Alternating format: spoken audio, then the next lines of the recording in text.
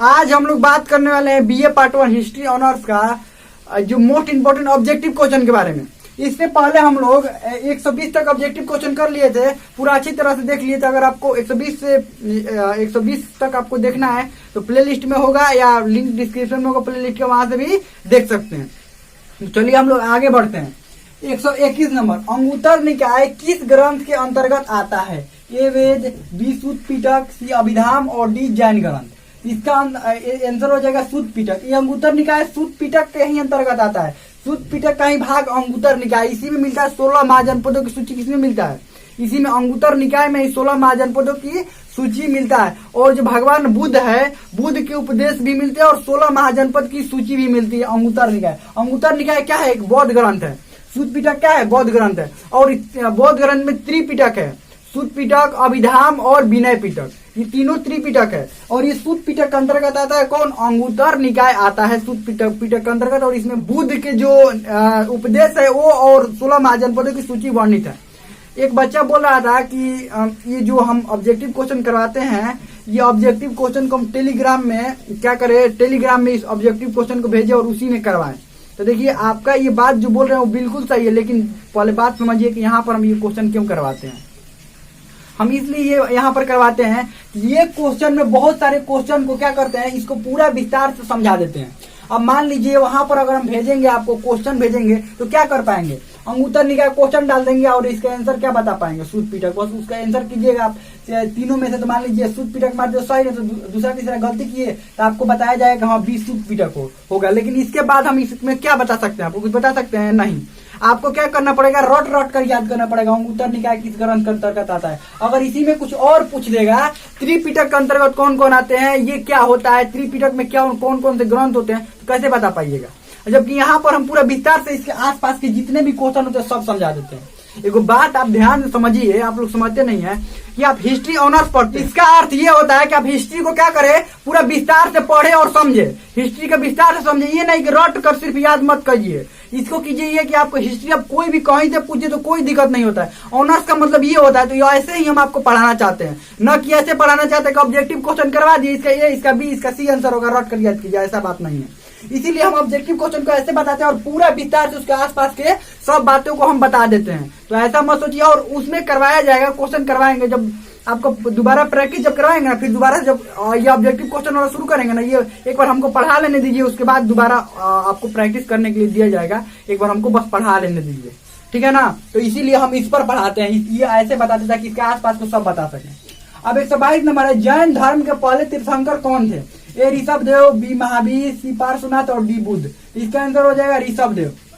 ये एक राजा से ध्यान रखिएगा, जो ऋषभदेव थे ये पहले तीर्थंकर थे जैन धर्म का, और ये संस्थापक भी इन्हीं को माना जाता है, और ये एक राजा थे। आगे बढ़ते हैं। 123 नंबर, पार्श्वनाथ के पिता का क्या नाम था? जो पार्श्वनाथ थे इनके पिता का क्या नाम था? ए भरत, बी सिद्धार्थ, सी अश्वसेन और डी नंदी वर्मन। इनके पिता का नाम था अश्वसेन। क्या था नाम इनके पिता का? पार्श्वनाथ का अश्वसेन। ये जैन धर्म के जो 23वें तीर्थंकर थे। ये जैन धर्म के कौन से तीर्थंकर थे? 23वें। और इन्होंने 4 महाव्रत दिया था। कौन कौन महाव्रत दिया था? सत्य, अहिंसा, अस्तेय और अपरिग्रह दिया था। ये 4 गो महाव्रत ये दिए थे। 4 गो महाव्रत दिए थे, सत्य, अहिंसा, अस्तेय और अपरिग्रह। अपरिग्रह मतलब धन संचय न करना, अस्तेय मतलब चोरी न करना।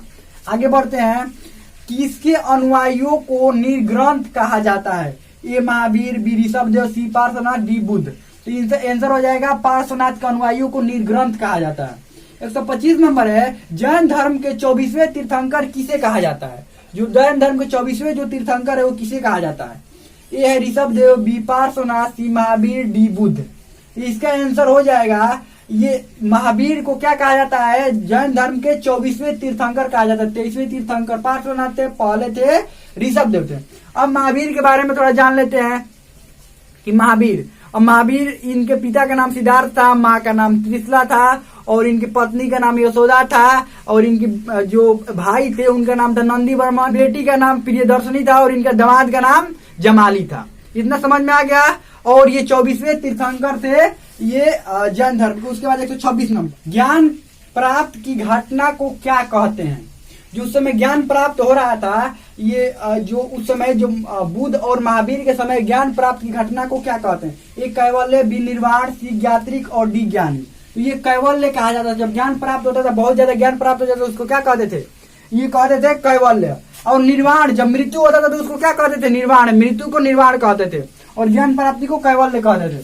अगला है, महावीर को ज्ञान प्राप्ति किस नदी के तट पर हुआ था? महावीर को ए जाम्बिक, बी कावेरी, सी निरंजना और डी रिजुपालिका। तो रिजुपालिका नदी के तट पर महावीर को ज्ञान प्राप्त हुआ था। देखिए गांव का नाम भी इसमें डाल दिए हैं, ये बच्चे बहुत कंफ्यूज भी हो जाते हैं। तो गांव का नाम जाम्बिक ग्राम था, साल वृक्ष के नीचे, और रिजुपालिका नदी के तट पर इनको क्या हुआ था? ज्ञान प्राप्त हुआ था।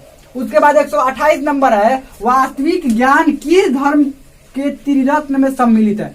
यानी कि जो वास्तविक ज्ञान है किस धर्म के त्रिरत्न में सम्मिलित है? आपको पता है बौद्ध और जैन धर्म दोनों में त्रिरत्न थे। बौद्ध धर्म था, बुद्ध धर्म और संघ था। जबकि ये बात करें हम जैन धर्म में, इसमें क्या था? सम्यक ज्ञान, सम्यक विश्वास और सम्यक आचरण। यानी कि वास्तविक ज्ञान, विश्वास और आचरण, तीन को था। सम्यक ज्ञान, सम्यक विश्वास और सम्यक आचरण। इसके बारे में समझाए भी है उस समय जब पढ़ा रहे थे, उसमें समझाए भी उसके बारे में। ये किसमें सम्मिलित है? जैन धर्म। ए बौद्ध है, बी जैन है, सी ब्राह्मण और डी में कोई नहीं थी, जैन धर्म में। और बौद्ध धर्म की त्रिरत्न क्या है? बुद्ध, धर्म और उसके बाद संघ, तीन गो है। आगे बढ़ते 129 नंबर, महावीर के जीवन पर विस्तृत प्रकाश कौन सा ग्रंथ डालता है? यानी कि महावीर के जीवन के बारे में विस्तृत जानकारी कौन सा देता है? भागवती सूत्र, बी वेद, सी पुराण, डी अंगुत्तर निकाय। तो ये है भागवती सूत्र।